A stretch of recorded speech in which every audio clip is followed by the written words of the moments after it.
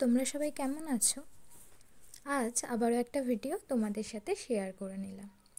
জানো তো, অনেক দিন ধরেই ভাবছিলাম আমার ওই পেন্সিল বা ক্রাফটের অন্য অন্য জিনিসগুলো বা ব্রাশগুলো কোথায় রাখবো।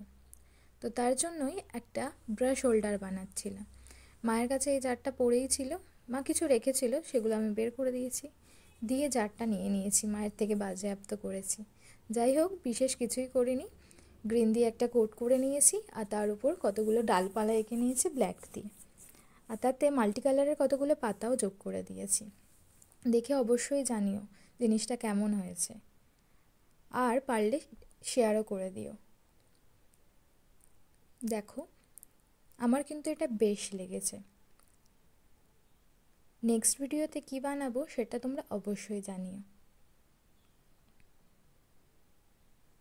কাজটা আমার প্রায় হয়ে এসেছে। আর হ্যাঁ, সবশেষে ভার্নিশ কিন্তু অ্যাপ্লাই করতেই হবে। দেখো, কাজটা আমার হয়ে গেছে। এই যে আমার ব্রাশ হোল্ডারটা প্রায় রেডি। আজ এই পর্যন্তই, দেখা হচ্ছে অন্য কোনো ভিডিওতে। বাই।